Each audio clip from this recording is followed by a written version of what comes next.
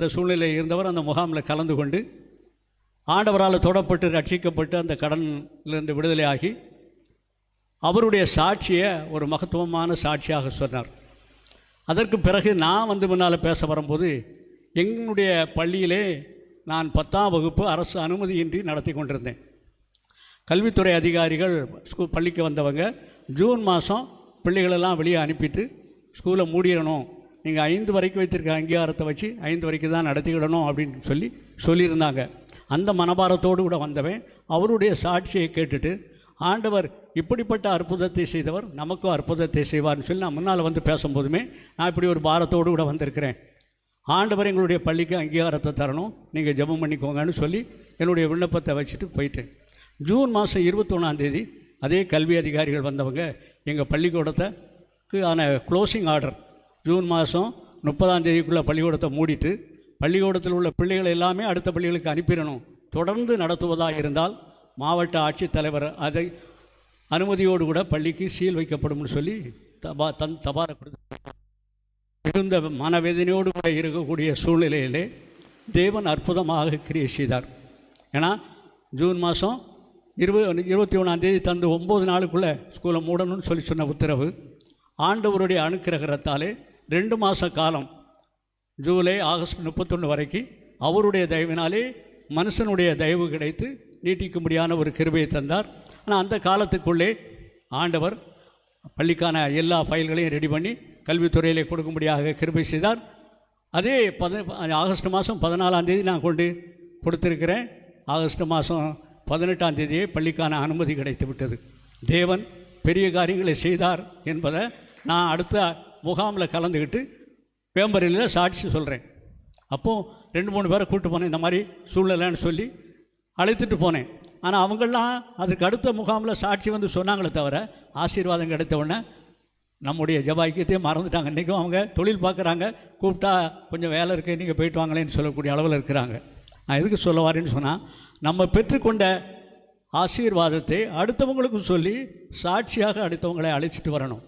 கிருபாகரன் கூட நான் கூப்பிட்டேன், ஏன்னா என்னுடைய அந்த அனுமதி கிடைத்ததை நான் அடுத்த முகாமில் சாட்சி சொல்கிறேன். 3 நாள் கலந்துக்கிற மாதிரி நான் வேம்பர்லிக்கு வந்திருக்கிறேன். 2014 மே மாதம் கலந்துக்கிட்ட போது நான் எல்லார் மத்தியிலும் சொன்னதற்கு இந்த மாதிரி சூழ்நிலை. ஆனால் ஆண்டவர் எங்களுடைய பிள்ளைகளை 10th பிள்ளைகளை எங்கள் ஸ்கூல் நேமிலே பரீட்சை எழுதும்படியான கிருபையை தந்திருக்கிறார். அது பெரிய கிருபை. இந்த முகாமில் நான் கலந்துக்கிட்டது தான். ஆனாலும் கூட இந்த வருடம் தேர்வு எழுதியிருக்கிற பிள்ளைகள் நல்ல மதிப்பெண்கள் பெறணும், அதற்காக ஜெபம் பண்ணிங்கன்னு சொன்னேன். எனக்கு அங்கே ரொம்ப பிடித்தது என்னென்னு கேட்டிங்கன்னா, வெள்ளிக்கிழமை காலையில் எல்லாரையும் வனாந்தர ஜெபம் மாதிரி தனித்தனியாக போய் ஜெபம் பண்ணதுக்கு அனுப்புவாங்க. அது நல்ல தோட்டமான பகுதி வேம்பரில் அந்த ஸ்கூலு. எல்லாரும் ஆண்டவரோட கடுமையான சத்தத்தோடு கூட ஜெபம் பண்ணுவாங்க. அழுது ஜெபம் பண்ணதவங்க, விண்ணப்பம் பண்ணதவங்கெல்லாம் ஒவ்வொருத்தரையும் பார்த்தா அந்த மாதிரி சூழ்நிலையில் இருக்கும். அந்த மாதிரி ஜெபத்தை முடிச்சுட்டு கலந்துக்கிட்டு நான் வந்துட்டேன்.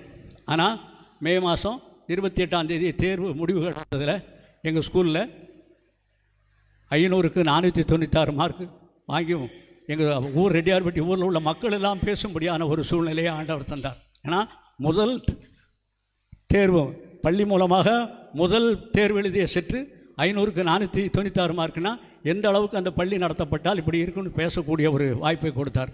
நான் அடுத்த முகாமில் கிருபாகரனை கூப்பிட்டு வரணுன்ட்டு போகிறேன். வீட்டுக்கு போகிறேன். கிருபாகரன் ஆலன் பால் நடத்துகிற ஒரு மீட்டிங்க்கு ஆயத்தமாகி கொண்டு இருக்கிறாப்புல. நான் போய் சொன்னேன், அண்ணா அது அதான் ஒரு வாக்குத்தத்த வசனம் அவர் அனுப்புகிற பத்திரிக்கையில், அதனால் அங்கே போகணுன்னு சொல்லி ஆசைப்படுறேன். நான் இல்லைங்க வாமாப்பில் கண்டிப்பாக உனக்கு அற்புதம் நடக்கும்னு. இல்லை நீங்கள் போய்ட்டு வாங்க, அடுத்த தடவை நான் வரேன் அப்படின்ட்டாப்புல. சரின்னு சொல்லிவிட்டு நான் வந்துட்டேன். ஆனால் என்ன சூழ்நிலைன்னு சொன்னால் ஃபாரினுக்கு போக முடியாத சூழ்நிலை. அடுத்தாப்புல சரின்னு சொல்லிவிட்டு அங்கே போயிட்டு வந்த பிறகு அத்தான மாதிரி எனக்கு வர சொல்லியிருக்காங்கன்னாப்புல ரொம்ப சந்தோஷம் அப்படின்னு நினச்சிக்கிட்டேன். பாம்பே வரைக்கும் ஏர்போர்ட் வரைக்கும் போயிட்டு பயணம் பண்ணாமல் கிருபாகரன் திருப்பி வந்துட்டாப்புல. வீட்டில் படுத்த படுக்கையிலேருந்து இடமாமல் படுத்து கிடக்கிறாங்க. என்ன சூழ்நிலைன்னு கேட்டால், இவனை கிருபாகரன் சொல்லி அங்கே வந்தால் விசாவில் பிரபாகரன்னு பேர் இருக்குது, இவன் பேர் இல்லை. புறப்பட்டு போனதோடு சரி ஏர்போர்ட்டு வரைக்கும் போயிட்டு திரும்பி வந்துட்டாப்புல. அடுத்த முகாமுக்கு முதல் ஆளாகவே கிருபாகரன் புறப்பட்டு வந்தாச்சு.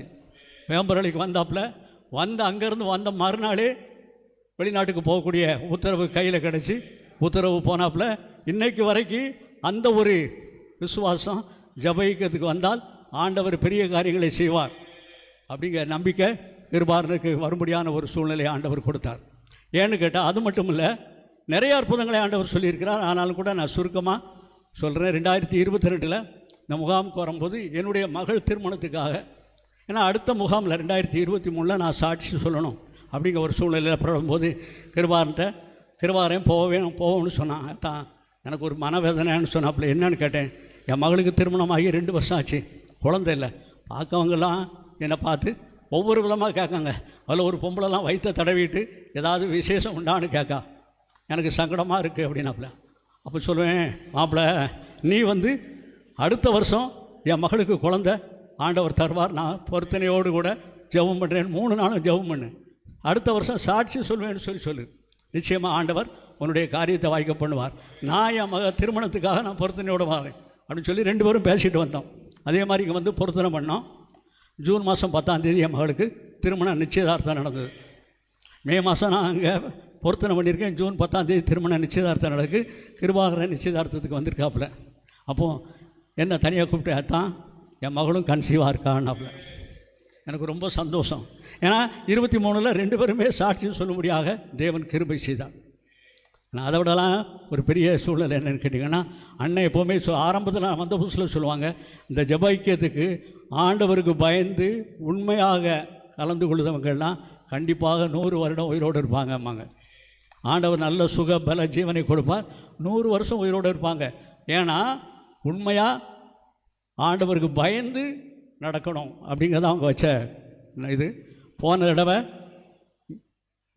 மினி முகாமுக்கு வந்திருக்கும்போது அண்ணன் என் பக்கத்தில் சேரில் வந்திருந்தாங்க. எனக்கே ஒரு உடம்பெல்லாம் கஷ்டமாயிட்டு அண்ணனை பார்த்து வணக்கம் போட்டேன். அண்ணனுடைய பலவீனம் எனக்கு என்ன ஆண்டவரே, அண்ணன் தான் 100 வயசுன்னு சொன்னாங்க. அண்ணன் இவ்வளோ பலவீனமாக இருக்காங்களே, என்னால் தாங்க முடியலையே. என் மனைவிட்டையும் போய் சொன்னேன். டெய்லி காலையில் 5 மணிக்கு ஆலயத்துக்கு போகும்போதெல்லாம் அண்ணனுக்காக ஜெபம் பண்ணுவேன். ஆண்டவரே அந்த மினி முகாமில் அண்ணனுடைய வார்த்தையை நான் கேட்கணும், அண்ணனுக்கு சுகந்தாங்க. அவங்க இப்படி சொன்னாங்க. அவங்க 100 வயசு வரைக்கும் இருந்தால் தான் எங்களுக்கெல்லாம் அது ஒரு பெரிய பலம் அப்படின்னு சொல்லி ஜெபம் பண்ணேன். போன எதிர்பாராத விதமாக புதன்கிழமை நான் என் மனைவி மகையெல்லாம் சுரண்டிக்கு ஒரு சூழ்நிலை வர வேண்டிய சூழ்நிலை. 7 மணிக்கு போல் என் மகன் ஒரு வேலை இருந்துச்சு, நான் பார்த்துட்டு வரேன்ப்பானா. அது வரைக்கும் அங்கேயே சும்மா இருப்பானேன்னு ஐக்கியத்துக்கு ஜெபம் பண்ணுவோம் அப்படின்ட்டு உள்ளே வந்தோம். அன்றைக்கி அபிஷேக முகாம்ங்கிறது எனக்கு தெரியாது. இங்கே வந்த பிறகு தான் 8 மணிக்கு தெரியும். நான் 7 மணிக்கு உள்ளே வந்துட்டு ஜெபம் பண்ண முழங்கால் போட்டு ஜெபம் பண்ண ஆரம்பிச்சேன். ஜோயலை பார்த்தோன்னே ஓடி போய், அப்பா எப்படி இருக்காங்க அண்ணே? அப்பா நல்ல சுகத்தோடு கூட இருக்காங்க அப்படின்னு சொன்னாப்புல. அண்ணனும் அதே மாதிரி 7:30 மணிக்கு போல் வந்துட்டாங்க. அண்ணனை பார்த்தோன்னே எனக்கு அவ்வளோ மகிழ்ச்சி. ஏன்னா ஆண்டவர் நிச்சயமாகவே இந்த ஜெப ஐக்கியத்தின் மூலமாக அநேக அற்புதங்களை செய்கிறவர். ஆனால் நம்ம வேண்டுவதற்கும் நினைப்பதற்கும் மேலாக அற்புத அதிசய அடையாளங்களை நம்ம இந்த முகாமுக்கு தவறாமல் வந்தால், உண்மையாக ஆண்டவரை தேடினால் நிச்சயமாகவே ஆண்டவர் பெரிய காரியங்களை செய்வார் என்பதை நான் புரிந்து கொண்டேன். ஏன்னா அதை விட கூட நாங்கள் ஞாயிற்றுக்கிழமைகளில் பக்கத்தில் உள்ள ஊர் சர்ச்சுகளுக்கு மெசேஜுக்கு போவோம். இப்போ எங்கள் ஊருக்காரங்க ஆமையில் உள்ள காடுபட்டிங்க ஒரு சபைக்கு மெசேஜுக்காக போயிருக்கும்போது அந்த சபை உபதேசியாருடைய தம்பி சென்னையில் ஒரு கல்லூரியில் வேலை பார்த்துக்கிட்டு இருக்காப்புல. அவன் என்னை பார்த்து சொல்லுவான், சார் எனக்கு 32 வயசாகுது, திருமணம் நடக்கலை. ஆனால் பையன் நல்லா அழகாக இருப்பான், பார்க்க வருவாங்க, பார்ப்பாங்க, எல்லாம் பேசுவாங்க. போயிட்டு நல்ல பதில் வரும்னு நினச்சா, இல்லை பக்கத்தில் திருமணம் ஒழுங்காயிற்று அப்படின்னு சொல்லிடுவாங்க. என்னம்மா 32 வயசு ஆகி போச்சு சார், எனக்கு திருமணம் நடக்குமா அப்படின்னா, நான் அவன்கிட்ட சொன்ன ஒரே வார்த்தை, ஜெபைக்கம்னு சுரண்டையில் இருக்குது, மே மாதம் தானப்பா நானும் போகிறேன், நீ வா, 3 நாளும் கலந்து கொள், ஆண்டவர் வாழ்க்கையில் அற்புதத்தை செய்வார்னு சொன்னேன். அதே மாதிரி முகாமில் கலந்து கொண்டான்.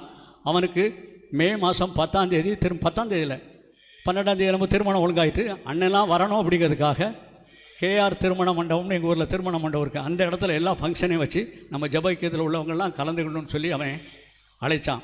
ஏன்னா ஆண்டவர் அப்படிப்பட்ட அற்புதங்களை செய்யக்கூடிய தேவன். இந்த முகாமில் இந்த தியானம் மினி முகாம்லேயும் சரி, ஆண்கள் முகாம்லேயும் கலந்து கொண்டு நம்ம பொருத்தனை பண்ணி ஜெபிச்சோம்னா தேவன் பெரிய காரியங்களை செய்வார். அதை விட பெரிய விசேஷம் என்னன்னு கேட்டால், ஒரு 2 வருஷம் கழித்து நான் மறுபடியும் என் மனைவியெல்லாம் அந்த சபைக்கு ஊழியத்துக்காக போகிறோம். மெசேஜ் முடிஞ்சோடனே கணவனும் மனைவியுமா வந்து எங்களை பார்த்து வணக்கம் போட்டாங்க. இல்லை என் மனைவி சார் அப்படின்னு சொன்னால் ரொம்ப சந்தோஷம் தம்பினே. ஆனால் ஒரு குறைண்ணா. என்ன தம்பி குறைன்னு கேட்டேன். சார் திருமணமாகி 2 வருஷம் ஆச்சு, குழந்தை இல்லைண்ணா. உனக்கு தான் நான் வழியை காட்டிட்டேன், நீனும் இப்படி இருக்கியப்பா அப்படின்னு. எனக்கு டைம் இல்லை சார். நான் இங்கே இருந்து ஜெபைக்கியத்தில் நான் போய் சாட்சி சொல்வேன். ஜெபைக்கியத்தின் மூலமாக தான் எனக்கு திருமணம் நடந்துச்சு. ஜெபைக்கியத்தில் போய் சாட்சி சொல்வேன். ஆண்டவரை குழந்தை தாருன்னு சொல்லி 2 பேரும் கையை பிடிச்சி தினம் ஜெபம் பண்ணுங்க, ஆண்டவர் பெரிய காரியங்களை செய்வார்னு சொன்னேன். ஆனால் பார்த்தீங்கன்னா கரெக்டாக நான் சொல்லிட்டு வந்து அடுத்த மாதமே அவள் கன்சீவ் ஆகி குழந்தையை பெற்றெடுத்து 2 பேரும் நம்ம பஸ் ஸ்டாண்ட் அருகையில் இருக்க ஜெப அறையில் வந்து சாட்சி சொல்லியிருக்கிறாங்க. குருசாமி தான் என்னை பார்த்து சொல்லுவாங்க, சார் 2 பேர் ஹஸ்பண்ட் போய் பார்த்தாங்க, உங்களை ரொம்ப பேசினாங்கன்னு சொன்னாங்க. அதுக்கு பிறகுதான் தெரியும் இந்த பையன் குழந்தையோடு கூட வந்து சாட்சி சொல்லியிருக்கிறான் அப்படின்னு சொல்லி. ஆனால் தேவன் அளவில்லாத அற்புதங்களை செய்கிறவர், அதிசயங்களை செய்கிறவங்க. உன்னை அதிசயங்களை காணப்படுவேன்னு சொன்ன தேவன் நிச்சயமாக நம்மை அதிசயங்களை காணப்படுவார். இந்த முகாமுக்கு வாங்க, மற்றவங்களை அழைத்து வாங்க. தேவன் பெரிய காரியங்களை செய்வார். ஆண்டவரே நாமம் மகிமைப்படுவதாக. ஆமென்.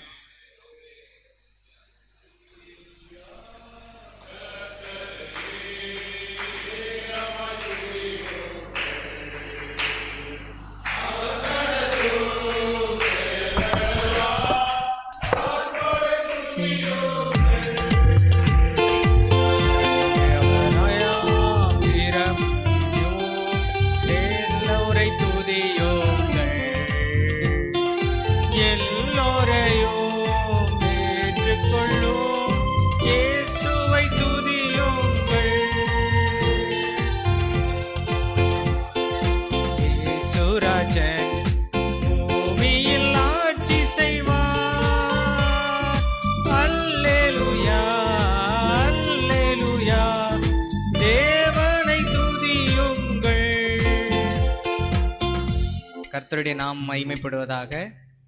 இந்த நாள்லையும் இந்த மினி முகாமில் கலந்து கொள்ள கர்த்தர் செய்த கிருபைக்காக கர்த்தருக்கு நன்றி செலுத்துகிறேன். எல்லாரும் சொன்னீங்க இந்த முகாமில் நான் கலந்து கொண்டேன், இந்த முகாமில் கலந்து கொண்டேன்னு. நான் இந்த வருடம் தான் முதல் முறையாக 46வது முகாமில் தான் கலந்து கொள்ள போகிறேன். கர்த்தர் என்னையும் சாட்சியாக நிறுத்துவார்னு ஒரு பெரிய விசுவாசத்தோடு இந்த இடத்துல வந்து நிற்கிறேன். இந்த ஆண்டுலையும் ஜனவரியிலேருந்து எல்லா மினி முகாமும் கர்த்தர் என்ன குறைவில்லாமல் கொண்டு வந்து சேர்த்துருக்கிறார். உங்களுக்கே தெரியும், ஒவ்வொரு முகாம்லையும் நான் சாட்சி சொன்னேன். முதலாவது முகாமுக்கு வரும்போது கூட எனக்கு முந்தின நாள் ஃபுல்லாக பயங்கர காய்ச்சல், மாத்திரையோடு தான் அங்கே வந்திருந்தேன். ஆனால் எந்த மாத்திரையோ எந்த மருந்தும் இல்லாமல் அவர் எனக்கு நல்ல சுகத்தை கொடுத்தாரு. இந்த 46வது கூடுகையிலையும் கர்த்தர் என்னுடைய வாழ்க்கையில் பெரிய அற்புதங்களை அதிசயங்களை செய்வார்னு சொல்லி விசுவாசிக்கிறேன். எனக்காக ஜெபித்து கொள்ளுங்கள். முடிந்தளவு எனக்கு தெரிந்தவர்களையும் கூட்டிகிட்டு வரலான் இருக்கிறேன். கர்த்தருடைய நாம் மகிமைப்படுவதாக. ஆமென்.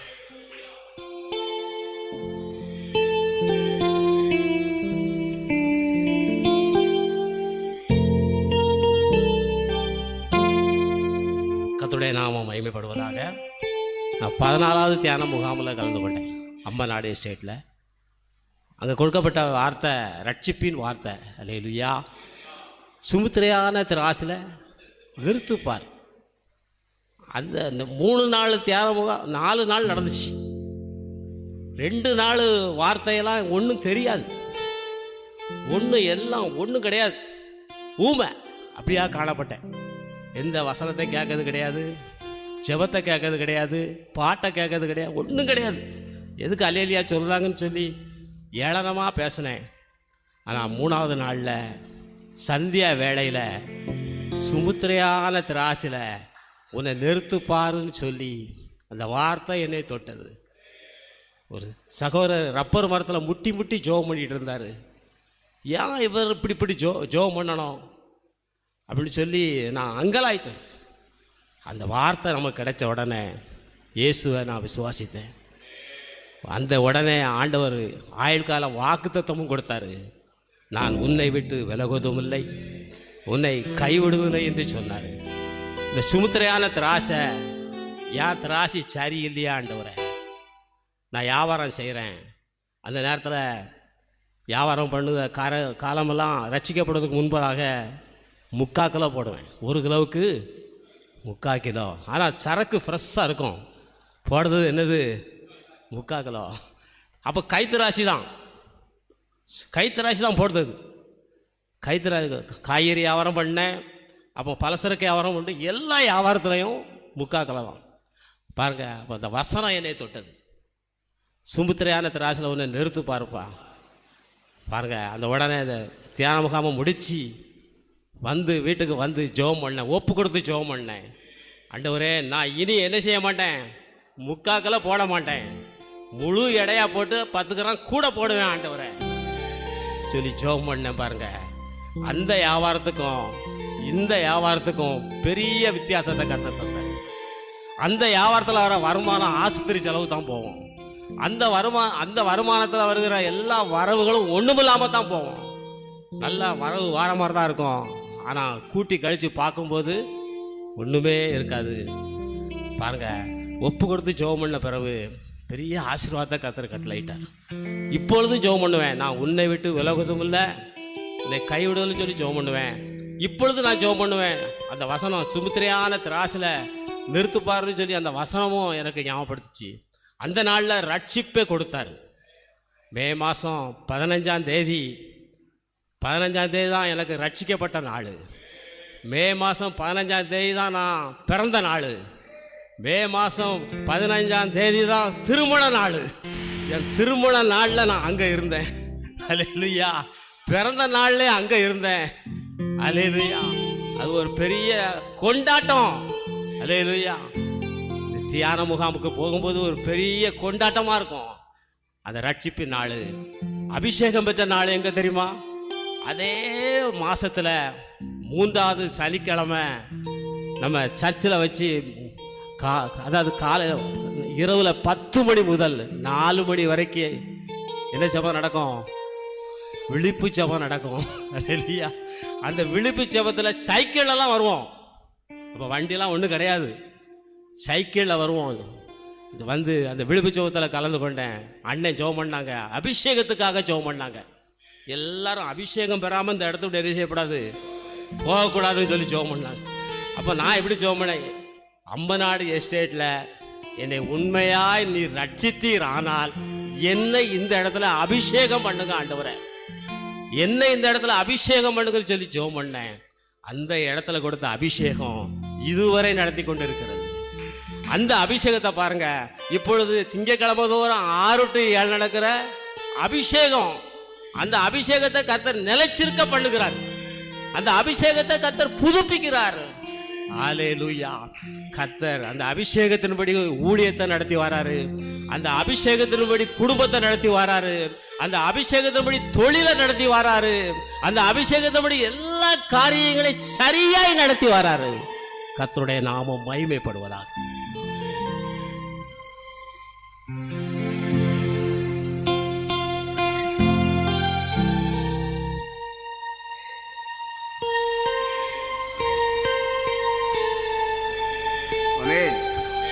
கர்த்தருடைய பரிசுத்த நாமத்தை மகிமைப்படட்டும். அடியேன் கூட இந்த ஜெபாய்க்கத்தை பற்றி அதில் கேள்விப்பட்ட மறைந்த நம்ம இந்த சகோதரர் வேல்சாமி பலசர கடையில் எங்களுக்கு வீட்டுக்கு ஜமாவும் போவேன். அப்போது இந்த பத்திரிக்கை 2 தாள் வடிவத்தில் தான் இருக்கும், 2 தாள் தான் இருக்கும். அவங்க சொல்லுவாங்க, இப்படி ஒரு ஜபாய்க்கை இருக்குது வாங்க அப்படின்னு சொல்லுவாங்க. அப்போ நான் அதை ஏனோ தானேன்னு நினச்சிட்டு அதில் நம்ம இந்த ஜப கூடாரம் கிடையாது, அந்த ஜபாரம் இருந்தது. இப்படி சொல்லும்போது நான் அதை உதாசீனப்படுத்திட்டு வரவே மாட்டேன், தட்டி கழிச்சிட்டே போயிடுவேன். ஏன்னா நான் கெட்ட பழக்கம் என் கையில் இருந்தது. புகைப்பிடிப்பேன், சினிமா தேட்டர்லாம் போய் சினிமா போய் அப்படி அந்த பழக்கத்துலேருந்து விடுபட முடியாமல் அவங்க சொன்னது தட்டி கழிச்சிட்டே போயிட்டேன். சரக்கு வாங்கிட்டு தாங்கயா நான் போகிறேன், எனக்கு அவசரமாக இருக்கு, வேலை இருக்குன்னு போயிட்டேன். இப்படியா காலப்போக்கில் அவர் சொல்லிகிட்டே இருந்தாங்க. அதை நல்லா தட்டிட்டேன். நாள் ஒன்று வந்தது. அதனால் ஒரு சகோதரர் எங்கள் மருதுபுரத்தில் எங்கள் சகோதரர் சரி இப்படி ஒரு 3 நாள் தியான முகாம் நடக்கு வாங்க அப்படின்னு சொன்னாங்க. அவங்க சொல்லுதை கேட்டு சரி 3 நாள் நல்லா சாப்பிட்டு வந்துடலாம். வீட்டில் பெற்றோர் அப்போ விவசாயத்துக்கு காலமாக இருந்தது, மாடெல்லாம் பார்த்துக்கிடுவா, நம்ம 3 நாள் போய் நல்லா சாப்பிட்டு வரலாம்னு சொல்லிட்டு தான் போனேன். உண்மையாகவே தேவநாய கர்த்தர் அந்த இடத்துல எனக்கு சந்திக்கிறதுக்கு கிறிஸ்துராத்த ஹைஸ்கூலில் வச்சு பாளையங்கோட்டை கிறிஸ்துராத்த ஹைஸ்கூலில், அதை தமிழில் சொல்ல போனால் ஒத்தப்புளி மரம்னு சொல்லுவாங்க, அந்த ஸ்கூலில் வச்சு என்னை தேவநாய கர்த்தர் என்னை தொட்டார். உண்மையாகவே அது ஒரு ரட்சிக்கப்பட்ட நாள். அண்ணன் நாளை நான் பிறந்த நாளாக வச்சுருக்கேன். உலக பிறகம் பிறந்த நாள் எனக்கு 1947 தான். ஆனால் கர்த்தருக்குள் பிறந்த நாள் 2000. உண்மையாகவே 20வது தியான முகாமில் அந்த நாள் நடந்தது. பாளையங்கோட்டை கிறிஸ்துராத்த ஹைஸ்கூலில் வச்சு அந்த நாள் பிறந்த நாள் ஆச்சு. இன்றைக்கி நான் பிறந்த நாள் கொண்டாடிக்கிட்டு இருக்கேன். மே மாதம் அப்போ இந்த நம்ம பிபிஎஸ் முடிஞ்சதுக்கப்புறம் தான் தியான கூட்டம் நடக்கும். அப்போ 12ஆம் தேதி மே மாதம் 10ஆம் தேதி வரைக்கும் பிபிஎஸ் நடக்கும். 12ஆம் தேதி என்னை சந்திக்கப்பட்ட நாள் மாலை 5 மணிக்கு, மாலை ஒரு 5 மணிக்கு இந்த சந்தியா வேலை நடக்கும். அதில் 7ஆம் மணி வேளையில் ஆண்டவர் என்னை தொட்டார். 7ஆம் மணி வேளையில் என்னை தொட்டார். அழமையான ஒரு தரிசனத்தை காட்டினார். பரிசுத்தவான்கள்லாம் பரலோகத்துலேருந்து அப்படியே பரலோகத்துக்கு போயிட்டு இருக்காங்க, பரலோகத்துலேருந்து கீழே வந்துக்கிட்டு இருக்காங்க. அந்த தரிசனம் காண்டேன். தரிசனத்தை கண்டு எல்லாரும் முடிச்சுக்கிட்டு இருக்காங்க, செபம் நடந்துக்கிட்டு இருக்கு. எனக்கு இந்த தரிசனம் சார் இருக்காங்க, ஒரு முக்கியமான பெரிய பெரிய குருவானவர்லாம் இருக்காங்க, அவங்களோடு சார் போகிறாங்க வராங்க, இந்த படியில் இறங்கி பாருங்க. அந்த நாட்கள் உண்மையாகவே அந்த அந்த அந்த நேரம் எனக்கு ஒரு உணர்ச்சி வசப்பட்டு என்ன நடக்கு, நம்ம எங்கே இருக்கோம் அப்படின்னு சொல்லி பார்க்கும்போது எனக்கே ஒரு பிரமிக்காத திவசமாக இருந்தது. அந்த நாளில் செய்தி கொடுத்தாங்க, நம்ம சுசி அண்ணன் கொடுத்தாங்க. அவள் இப்போ ஐக்கியத்துக்கு வரல, இருக்காங்க வெளியூர் நாட்டில் இருக்காங்க. சுசி அண்ணன் செய்தி கொடுத்தாங்க. அந்த செய்தியில் என்னை பார்த்து ஒரு விரல் நீட்டி சொன்னாங்க, மகனே உன் குடும்பத்தை நீ கட்டிலாம் நினச்சிக்கிட்டு இருக்கேன்னு. எனக்குள்ள ஒரு பெருமை, பொறாமை, வன்கண்ணு எல்லாம் அந்த இடத்துல சர்ப்பமாக விட்டுட்டேன். அப்படியே முழங்கால் படிட்டு வரிசைக்கு நின்னோம். வரிசைக்கு முழங்கால் போட்டு அவங்க மேடையிலேருந்து மேடை பக்கத்தில் வருஷப்பட்டு நின்னோம். அப்படியே வந்து தலையில் கை வச்சாங்க, சர்ப்பமாக விழுந்துட்டேங்களா. சகோதரனே உன் குடும்பத்தை நீ கட்டிடலான்னு நினச்சிக்கிட்டு இருக்கியோ? இல்லை ஆண்டவரே, இல்லை ஆண்டவரே, என் குடும்பத்தை என்ன கட்ட முடியாதுன்னு. நான் கொஞ்சம் கொஞ்சம் பணம் சேர்த்து வச்சு ஒரு வீடு கட்டிடலான்னு சொல்லி, உலகப்புறமான வீடு கட்டிடலான்னு சொல்லி ஆசைப்பட்டு இருந்தேன். ஆனால் அது அன்னைக்கு முற்றுப்புள்ளி வைக்கப்பட்டது கர்த்தருடைய பெரிதான கிருபையினால, அடக்கத்தினால. அதுக்கப்புறம் ஆண்டவரோட நல்ல ஒரு ஐக்கியத்தோட தொடர்வு, ஆண்டவரோட நல்ல ஒரு தொடர்பு, வேதம் வாசிக்கிறதுக்கும் இந்த தியானம் இந்த ஜெபங்களுக்கு வருவதற்கும் கிருபை தந்தார். உண்மையாகவே இந்த ஜெப கூட்டம் அப்போ இல்லை, ஆனாலும் கூட செவ்வாய்க்கு வந்து அடிக்கடி ஜெபம் பண்ணுவோம். தியான கூட்டமெல்லாம் வெளியிடங்கள்லாம் நடக்கும். அதுக்கப்புறம் அம்மநாட்டுக்கு போயிருக்கேன், கிழக்க அந்த ஊர் கூட. எனக்கு பண்ணவளைக்கு போயிருக்கோம். பண்ணவளையில் தெரிஞ்சவங்க அப்போ ஐக்கெல்லாம் 2 ஒன்றா இருந்து அது பண்ணவளைக்கு போயிருக்காங்க. அம்மநாடு போயிருக்கோம். அங்கெல்லாம் சில குழப்பங்கள்லாம் வந்தது. ஆனாலும் தேவனாய் கர்த்தர் ஒருவராக இருந்தவங்க, கர்த்தர் பெரியவராக இருந்து பெரிய காரியங்களை செய்தவர். இதுவரை ஒரு தியானமுக இல்லை தரவிடலை. ஆசீர்வாதமாக கர்த்தர் நடத்தி 45 தியானமுகம் கலந்து உள்ள கர்த்தர் கிருபை தந்தார். 46ஆவது தியானமுக்கு ஆயத்தப்படுதேன். நான் ஆயத்தப்படணும், அநேகரை ஆயத்தப்படுத்தணும், அவளுக்கு காவலாளியாக இருக்கணும். நேற்றைய தனத்தில் அடுத்தோடைய கிருபையினால் ஒரு வசனத்தை வச்சு ஜோமனுங்கன்னு சொல்லும்போது ஆண்டவர் இந்த வசனத்தாங்க ஆண்டவர். யோவான் 4ஆம் அதிகாரத்தில் ஒரு சகோதரி ஆண்டவர் தொட்டார். சகோதரி சொன்னாங்க, குடத்தை வச்சுட்டு ஊருக்குள்ளே போய் அநேகரை அழைத்து கொண்டு வந்தாங்க. இந்த வசனத்தை வச்சு நேற்று திருப்பூரில் ஜோம் பண்ணிக்கிட்டு இருந்தோம். மாலை வேளையில் நேரம் ஜோம் பண்ணிக்கிட்டு இருந்தோம். திருப்பூரில் தனியாக ஒரு ரூமுக்குள்ளே நாங்கள் 4-5 ஊழியர்களை சேர்ந்து இந்த வசனத்தை வச்சா ஜோம் பண்ணேன். நாங்கள் ஊருக்குள்ளே போக போகிறோம், அநேகரை ஆயத்தப்படுத்த போகிறோம், அவள் காவலாளிலேருந்து ஜெபம் பண்ணி கூட்டு வர போகிறோம். அந்த சகோதரி அப்படித்தான் சொன்னாங்க. நான் குடத்தை வச்சுட்டு ஊருக்குள்ளே போய் அநேகரை அழைச்சிட்டு வந்தாங்க. அந்த கிராமத்தில் உள்ள எல்லாரும் ரட்சிக்கப்பட்டாங்களாம். எல்லாரும் ஆண்டவத்தோடு ஞானஸ்நானம் பெற்றாங்க. இந்த தன்மை நடக்க போகுது. இந்த தியானமுகாவுக்கும் இந்த மினிமுகாவும் வந்துடும். ஒவ்வொருவரும் நம்ம ஆயத்தப்படுவோம், அநேகரை ஆயத்தப்படுத்துவோம், அவள் காவலாளியாக இருப்போம். குறிப்பாக இந்த நாட்களில் பெரிய காரியங்கள் செய்வோம். அதுக்கப்புறம் ஐக்கியத்துக்கு போக்குவரத்துமாக இருக்கும்போது எங்கள் காரியத்தை ஆண்டவரே பொறுப்படுத்திக்கிட்டார். எல்லாத்தையும் லகுவாக இருக்க, கடினமாக இருக்கலாம் லத்து பண்ணிட்டு லகுவாக இருக்கலாம் சேர்த்துக்கிடுவார். தரிசனத்தில், சொப்பனத்தில், வெளிப்பாடில். அது முதலாவது எனக்கு தந்த வாக்கு தத்துவம் யாக்கோபின் திருப்பு 43 முதல் வசனம். இப்போது யாக்கோபே, உன்னை சிருஷ்டித்து வரும், உன்னை இஸ்ரவேலை உன்னை உருவாக்கினவருமாகிய கர்த்தர் சொல்கிறார், அவரு பயப்படாது, உன்னை மீட்டு கொண்டேன், உன்னை பேர் சொல்லி அழைத்தேன், நீ என்னுடையவன் சொல்லி. அதுக்கப்புறம் தரிசனங்கள் வந்துகிட்டே இருக்கு. வீட்டில் போன தரிசனம், வீட்டில் போன பேர் சொல்லி ஆண்டவர் கூப்பிடுறாரு. நான் உருவத்தை பார்க்க முடியல, சத்தத்தை கேட்டிருக்கேன். பிறகு ஒரு நாள் ஒரு உருவத்தையே பார்த்துட்டேன். ஆண்டவருடைய உருவத்தை பார்க்க முடிஞ்சது. பாவியாக நம்மோட பேசுவாரா, நம்மளா உருவத்தை பார்ப்போமா? பார்த்தேன். அன்னையிலிருந்து இதுதான் ஜீவனுள்ள ஐக்கியம், இதுதான் உயிருள்ள ஐக்கியம், இதுதான் நல்ல ஊழியம், இதை நம்ம தொடர்ந்து பிடிக்கணும்னு சொல்லி தொடர்ந்து வந்துக்கிட்டே இருக்கு. இன்றைய வரைக்கும் வழி நடத்த கிருபை. பெரிய கிருபைனாலும் என் பலத்தை கொண்டு இல்லை, பராக்கிரமத்தை கொண்டு இல்லை, இப்போ சரீரத்தில் பலவீனம் தான். ஆனாலும் கர்த்தருடைய ஊழியம்னு சொல்லி அசதியா இல்லை, ஜாக்கிரதையாச்சு. ஒரு நாள் சாயங்காலம் பரவிட்டோம்னா இன்னைக்கு காலையில் வீட்டில் வந்து இறங்கிட்டோம். உண்மையாகவே ஆசீர்வாதமான ஊழியத்தை முடிச்சு வர கிருபை தந்தார். கடை 2-3 மணி நேரம் சென்னைக்கு போயிட்டோம். 3 எஸ்டேட்டுக்கு 2-3 நேரம் போயிட்டோம். மலையேறி இறங்கும்போது சொல்லுவோம், ஜோதி சொல்லுவாங்க, குறுக்கு வலிக்கா 3 போயிடுவோமா, மெட்ராஸுக்கு போயிடுவோமா, அதிகமாக குறுக்கு வலிக்கு மேல் வலி வரும்போது 3 வீடு வந்துடுவோமா. ஆசீர்வாதமாக கர்த்தர் பலப்படுது அவ்வளவு. ஏன்னா அநேகோட சோத்திரத்தினால கிருபைக்கு வருது. அடியே அநேக ஜெபத்தினால அன்னைக்கு பெருகிட்டு இருக்காரு, பலப்படுத்தி இருக்காரு. சிறு சாட்டிய கர்த்தர் ஆச்சரியப்பாக நம்ம ஆயத்தப்படுவோம், அநேகரை ஆயத்தப்படுத்துவோம், அவருக்கு நம்ம காவலாளியாக இருப்போம். கர்த்தர் பெரிய காரியம் நம்ம கொண்டு செய்ய போறாரு. ஆசீர்வாதம்.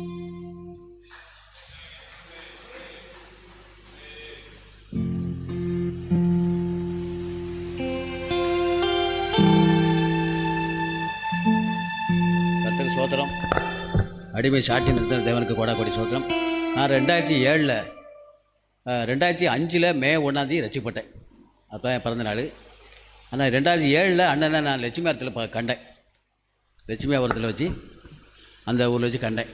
அப்போது நான் உட்காந்துட்ருக்கேன். அவர் தான் வந்து என் பக்கத்தில் வந்து நீங்கள் எங்கேருந்து வந்திருக்கீங்க, புதுசாக இருக்கீங்களே அப்படின்னு கேட்டார். நான் மூணாறுலேருந்து வந்திருக்கேன் ஐயா, இந்த மருதியாரம் ஊர், இடம் வாங்கி போட்டிருக்கேன், வீடு கட்டின மாதிரி தெரியல அப்படின்னு சொன்னேன். சரி கட்டலாம், நான் பார்ப்போம், ஜெபம் பண்ணிக்கிறோம்னு சொன்னார். நான் அப்போ சொல்லுவார் என்கிட்ட, இங்கே நமக்கு முகாம் இருக்குது வாங்க அப்படின்னாரு. நான் எஸ்டேட்டில் லீவ் போட முடியாமல் நான் போடலை, வரவும் முடியல. ஆனால் ஒரு தடவை அடிக்கடி ஃபோன் பண்ணி சொல்லுவார், நீங்கள் நம்ம ஐக்கியத்துக்கு வாங்க, நம்ம முகாம் வாங்கன்னு சொல்லுவார். சொல்லும்போது ஒரு தடவை நான் வேம்பரளிக்கு வந்தேன். அப்போது இந்த நேரம் அண்ணாச்சி ஒரு சாட்சி சொன்னார். அவங்க அப்பா இறந்து போனார். ஊருக்காரங்கெல்லாம் வந்து ஒருத்தர் வந்து எட்டி பார்த்து போயிட்டாங்க. எங்கள் அடக்கத்துக்கு ஒருத்தர் முன்னும் வரல. நம்ம ஐக்கியத்துலேருந்து வந்தாங்க. வந்து அவங்க ஜெபம் பண்ணி கொண்டு போனோடனே எல்லாம் ஆச்சரியப்பட்டாங்கன்னு சொன்னோடனே அதுக்கு பிற்பாடு தான் நான் வீடு கட்டணும்னு சொல்லி எனக்கு ஒரு யோசனை வந்துச்சு. சோத்திரம். அதுக்கடுத்து அண்ணனை வந்த வாரணரெல்லாம் இந்த நல்ல ஒரு எழுப்புதல் ஜெப ஐக்கியம் எனக்கு கிடைக்கலன்னா நாங்கள் எங்கேயோ இருப்போம். சோத்திரம்.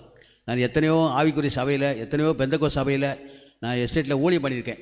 ஆனாலும் எத்தனையோ பைபிள் கிளாஸ் படிச்சிருக்கேன், பிடெக்கு எம்டெக்கு எத்தனையோ சர்டிஃபிகேட் வாங்கி வச்சுருக்கேன். ஆனாலும் இந்த எழுப்புதல் ஜெப ஐக்கியத்துக்கு வந்து போக்கு வரத்துமாக இருந்த ஒரு பாடு நிறைய. இப்போ ஒரு போன 66 நாளில் இந்த பைபிளை படித்து முடிச்சிருக்கேன். 66 நாளில் முழங்கால் நின்று காலைல 1:30 மணிக்கு எழுந்துச்சி முழங்கால் நின்று இந்த கொடுக்கப்பட்ட ஐக்கியத்தில் கொடுக்கப்பட்ட வார்த்தையை வச்சு ஒரு ஜெபத்தை பண்ணிவிட்டு முழங்கால் நின்று 66 நாளுக்குள்ளே பைபிளை படித்து முடிச்சிட்டேன். 20 வருஷம் ஆச்சு ரசிக்கப்பட்டு. 22வது வருஷம் நான் படித்து முடிச்சிட்டேன். சோத்திரம். இப்போவும் 4வது ஆகமங்கள் படித்து வந்துட்டேன். எண்ணாகமாக இன்றைக்கி 18 வரைக்கும் படிச்சுக்கேன். காலையில் எழுத்து 1:30 மணிக்கு எழுந்துச்சி 10 அதிகாரம் படித்தேன். அதுக்கு பாடு 7 நடந்து வந்துட்டு 7 அதிகாரம் படிச்சுக்கேன். சோத்திரம். அது மாத்திரம் இல்லை, இந்த எழுப்புதல் ஜெப ஐக்கியத்துக்கு வந்த ஒரு பாடு நிறைய ஆத்துமாக்களுக்கு அறுவடை செய்யணும்னு சொல்லி எனக்கு ஒரு தாகம். அன்றைக்கி காலையில் கூட நடக்கும்போது 2 அம்மாமாரை பார்த்தேன். பரங்குண்டாபுரத்து வரைக்கும் நடந்து வந்தேன்.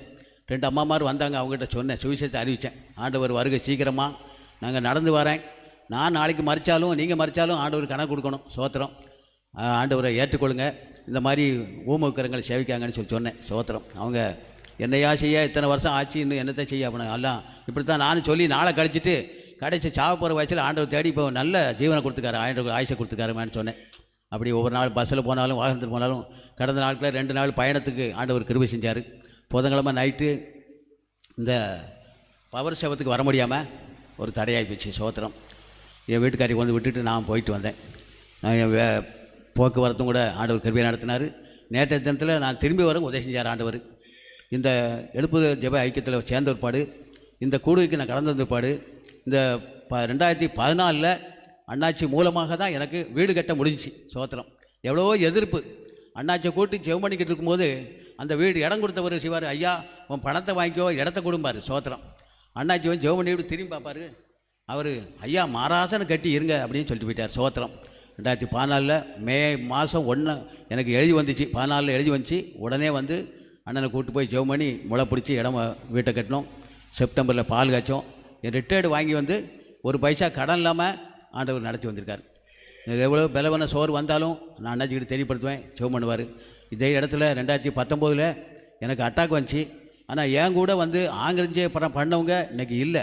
கர்த்தர் கிருபையில் இந்த ஐக்கிய ஜெபத்தினால அடிமை சாட்சி ஆண்டவர் நிப்பாட்டிக்கார். சோத்திரம். வீணான செலவுக்கு எனக்கு விலைக்கு காத்து ஒவ்வொரு நாளும் நிமிஷந்தோறும் எங்களை கண்மணி போல் பாதுகாத்து வந்தார். அது மாத்திரம் அண்ணனையும் இந்த குடும்பங்களையும் வச்சு இந்த இடத்துல ஆண்டவர் எழுப்புதல் தீ பற்றி பிடிக்கணும் எங்களுக்கு வாஞ்ச. காலையில் ஒவ்வொரு நாளும் ஆண்டவர்கிட்ட நான் தான் ஜெபிக்கேன். அண்ணன் மூலமாக ஜோயல் மூலமாக கத்தா இந்த இடத்துல ஒரு எழுப்புதல் பற்றி பிடிக்கணும். அநேக எத்தனையோ ஆஸ்பத்திரிக்கு பணங்களை செலவழித்து அழைதாங்க. இதே இடத்துல என் மருமகளுக்கு 1 வாரம் ஆகும் பிரசவம் ஆகுன்னு சொன்னாங்க. அண்ணனை கூட்டு போய் ஜெபம் பண்ணேன். அன்னைக்கு நைட்டே பிரசவம் ஆகிட்டான். சோத்திரம். அல்லேலியா. அப்படியே அற்புதம் அண்ணன் செய்தார். சோத்திரம்.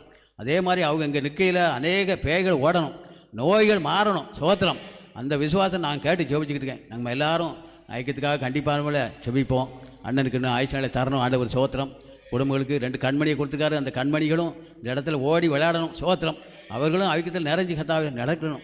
இன்னும் நம்ம ஐக்கியத்தில் யார் யார் என்னென்ன குறைவு இருக்கோ அவர்களுக்கெல்லாம் வச்சு நான் ஜெபம் பண்ணிக்கிட்டு இருக்கேன்.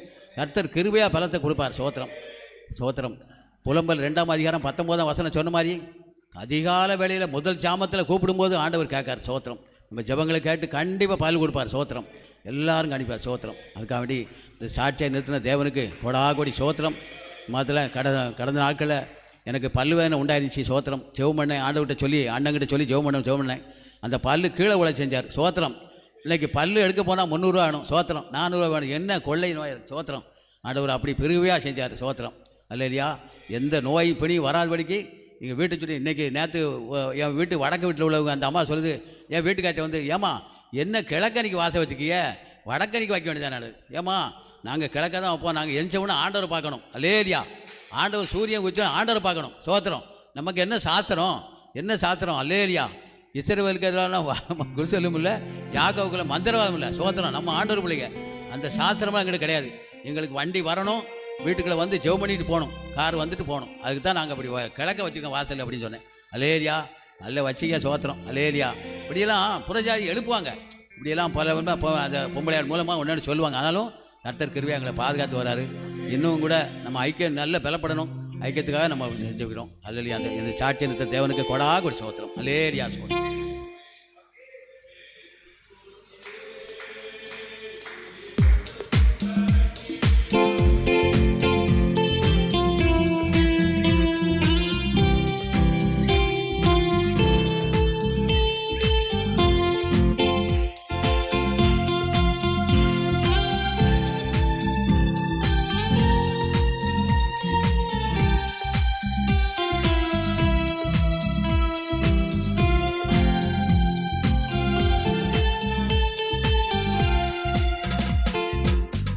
கர்த்தருடைய நாம் மகிமைப்படுவதாக. எவ்வளோ கிருபையில் ஐக்கியம். நான் வரும்போது ஒரு சில யோசனையோடு வந்தேன். உங்கள்கிட்ட சொன்ன ஒவ்வொரு சாட்சியும் நம்ம எப்படி இந்த சாட்சிகள்லாம் வேறு எங்கேயுமே எவ்வளோ பெரிய கன்வென்ஸ் கூட்டத்து போனாலும் சரி, எங்கே போனாலும் கிடைக்காது. குடும்பத்தில் நடந்ததை அவங்களுக்கு ஆண்டவர் நடத்தினது எவ்வளோ சந்தோஷமாக உற்சாகமாக சொல்லுது. இதான் ஒரு தாய் ஐக்கியம். கிடைச்சோடனே சொரண்டு 1 கிலோமீட்டர் தான். நம்ம மாதம் ஒருக்காக தான் வர முடிய சூழ்நிலை இருக்குது. ஆனால் அந்த ஒரு நாள் வந்துட்டு போனால் சார் சொன்ன மாதிரி இந்த ஐக்கியத்துக்கு வந்த பிறகு வீணான மருத்துவ செலவு கிடையாது. கடன் ஒரு சுமார் ஒரு 10 வருஷத்துக்கு முன்னெல்லாம் கடன்னா விடியக்கால் 5 மணிக்கு வரவங்க ராத்திரி வரை வந்துருப்போம். எங்கேனே ஒளிஞ்சு அளவே ஆண்டது பிரதான கிருபையில் ஐக்கியத்தில் வந்து என்னை சேர்ந்தோம். ஆனால் சொல்லுவாங்க, ஜோமனுங்க தம்பி ஆண்டை நடத்துவார். அந்த வாரத்தை இன்றைக்கி ஆண்ட கிருபையில் எங்கள் பிள்ளைகளையும் குடும்பமாக நடத்துகிற. அதோடு மாத்திரமல்ல, என்னென்னா நீங்கள் நினைப்பதற்கும் வேண்டுவதற்கும் அதிகமாக கற்று செய்வார் சொன்ன வாக்கும்படி சின்ன தொழில் ஆண்டது பிரதான கிருபையினால் பிள்ளைகளை ஆண்டவர் ஆசீர்வதித்து வர்றாரு. நல்ல ஒரு குடும்பத்தை நடத்த எந்த பாரமானாலும் இந்த ஐக்கியத்தில் சொன்ன மாதிரி வசனத்தை எடுத்து ஜோம் பண்ணோம். இங்கே வந்த பிறகு தான் தினசரி வசனம், வருடத்திற்கு தர வசனம், ஆட்கால வாக்கு வசனம்னு சொல்லி கேள்விப்பட்டிருக்கேன். இப்படி ஆக மொத்தத்தில் நம்ம ஐக்கியத்துக்கு வந்த நிமித்தம் ஒரு நல்ல வசனத்தை தந்து ஆண்டவர் இப்படி தான் நடத்தணும் அப்படின்னு சொல்ல. அந்த தம்பி சொன்ன மாதிரி அந்த ஒரு சில காரியங்கள் அரசியலில் தீவிரமாக இருப்பேன். சர்ச்சில் அந்த தேர்தல் நேரத்தில் என்னமோ பெரிய இது மாதிரி ஓங்கி சத்தம் போடுவேன். ஒரு கூட்டம் நடந்தனா அதில் என் பேர் தான் வரணுங்கிறதெல்லாம் சொன்னேன். ஆனால் இந்த ஐக்கியத்துக்கு வந்த பிறகு எல்லாத்தையும் ஆண்டவர் வாழை நொறுக்கி விட்டுட்டு நீ உண்டு உன் வேலை உண்டுன்னு இருக்கணும். இது மாதிரி வியாபாரம் முடிச்சுட்டு போகும்போது முன்னால் 2 டீ கடை மாறி டீ கடையில் இருப்பேன், இல்லை சில டீ கடையில் இருப்பேன். இந்த டீ குடிச்சு பேப்பர் ரசம் இப்போ அதெல்லாம் கிடையாது. ஆண்டு பெதனாக்கள் 4 காலுக்கு வீட்டில் இறங்கினா 4 ரூபாய்க்கு வீட்டில் நிற்பேன். இப்படி ஆகும் மொத்தத்தில் என்னென்னா எங்கள் வீட்டில் எங்கள் மனைவி சொல்லுவாங்க, நம்ம ஐக்கியமலை பத்திரி சமக்க அது வேதாமத்துக்கு அடுத்துள்ளது. ஐக்கியமலை பத்திரி சமக்கும் போது இவன் சிறியர் எப்படி இறக்கான், அங்கே சர்ச்சில் சண்டை போடுதானா, கோயிலில் கூத்தடிக்கானா, தெருக்கள் அரசியல் பேசுதானா அப்படிம்பாங்க. அப்படி சொல்லிட்டாங்கன்னா அந்த ஐக்கியமலை பத்திரிக்கையை தொடமாட்டேன் அப்படின்றோம். ஏன்னா அந்த ஐக்கியமலை பத்திரிக்கை வந்து நம்ம வேதாந்தத்துக்கு அடுத்து உள்ள ஒரு பெரிய கிருபையில் நம்ம வேதாந்தத்தை வாசிட்டு அதில் அண்ணனுக்குள்ள வாக்குத்தத்தம் வாசிப்பேன். ஆக மொத்தத்தில் எங்கள் பிள்ளைகளும் குடும்பத்தை நடத்துறது ஐக்கியம். வந்து மாதத்தில் ஒரு நாள் சின்ன ஜெபம் பண்ணுவேன். ஆண்ட சொல்கிறேன், சகோதரிக்காக தம்பிக்காக சகோதரிக்காக கொடுத்த கண்மணி பிள்ளைகளுக்காக சொல்லி ஜெபம் பண்ணுவேன். அந்த சின்ன வார்த்தை அந்த மாதம் முழுது ஓடுது. ஆக மொத்தத்தில் நம்மளை உருவாக்குற ஐக்கியம், வாழ வைக்கிற ஐக்கியம் எல்லாம் இப்போ இப்படி இன்றைக்கி வராமல் கொஞ்ச நாள் இருந்துட்டேன்னு வைங்க, இப்படிப்பட்ட இதில் இருக்க முடியும். ஆக மொத்தத்தில் ஐக்கியத்துக்கு வந்து கிருபையில் அண்ணாச்சிட்டு வந்து 2 நிமிஷம் சோமிட்டு போயிட்டோம்னா அந்த மாதம் லகு ஓடும். அதோட மாத்திரமல்ல, அந்த ஐக்கியத்தின் வந்த நிமித்தம் எப்படி நடக்கணுங்கிறத கற்று தந்திருக்காங்க. கடனே வாங்கக்கூடாது, இருக்கிற வச்சு குடும்பத்தை ஓட்டணும். அதாவது அன்னன்னைக்குள்ள சூழ்நிலை இந்த ஐக்கியம் வந்து நம்ம கத்துறது. சார் சொன்ன மாதிரி அந்த அதாவது ஒரு 10 செப்ப குறிப்பு நடத்திருப்பாங்க. ஒவ்வொன்றும் ஒவ்வொரு வார்த்தையும் இதெல்லாம் அந்த ஐக்கியத்தை வந்த பிறகு ஒவ்வொரு காரியத்தையும் நம்ம வேதத்தை வாஸ்து செப்பிக்கணும். ஆக மொத்தத்தில் நம்ம குடும்பத்தை, நம்ம பிள்ளைகளை, நம்ம குடும்பத்தை வாழைக்கிற ஐக்கியம் கர்த்தர் நாம மட்டும் பெறுவதாக. ஆமென்.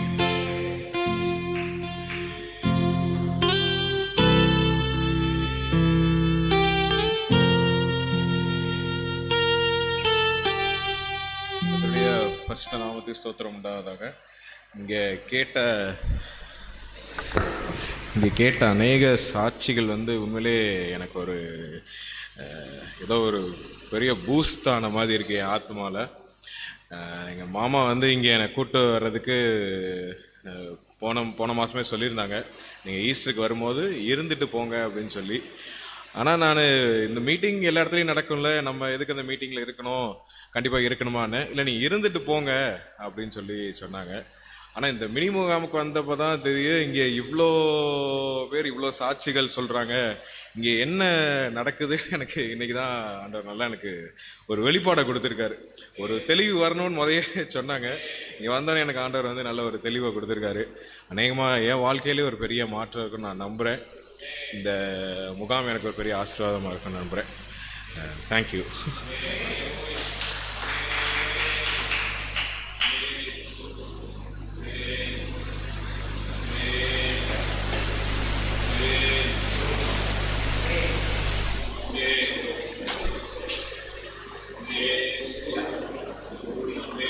ஆண்டவருக்கு மகிமை உண்டாவதாக. இந்த நாளை நமக்கு ஒரு ஆசீர்வாதமான ஒரு நாளாக இத்தனை பேர் நாம் பங்கெடுக்கவும், சாட்சிகளை பகிர்ந்து கொள்ளவும், ஐக்கியப்படவும் ஆண்டு கொடுத்த பெரிய கிருபைக்காக ஆண்டவர் ஸ்தோத்திரம்.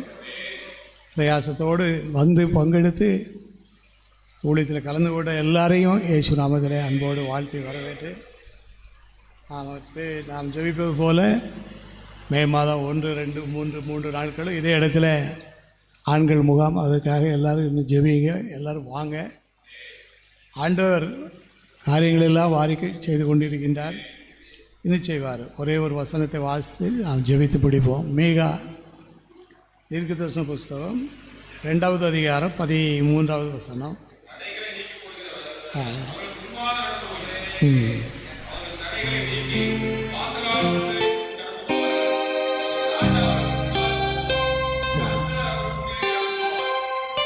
தடைகள், எந்த காரியம் எடுத்தாலும் அதில் கொஞ்சம் என்ன வரும், தடைகள் வரும். அந்த தடைகள் எப்படி வருது அப்படிங்கிறத நம்ம கண்டுபிடிச்சி அதுக்கு தகுந்தபடி நம்ம ஜெபம் பண்ண ஆரம்பிச்சிட்டோம்னா தடைகள்லாம் நிச்சயமாக மாறிடும். தடைகளை நீக்கி போடுகிறவர் முன்பாக நடந்து போகிறார். தடைகளை நீக்கி கடந்து போவார்கள். ராஜா முன்பாக நடந்து போவார். கர்த்தர் நமக்கு முன்னே நடந்து போகிறபடினால எந்த தடைகளை பற்றியும் நம்ம கலங்க வேண்டாம், கர்த்தர் மாற்றுவார். ஒரு தடையை பற்றி வாசிப்போம். 1 தெசலோனிக்கேயர் 2வது அதிகாரம் 18வது வசனம். 1 தெசலோனிக்கேயர் 2வது அதிகாரம் 18வது. ஆகையால் 2 தரம் மனதாக இருந்தோம்,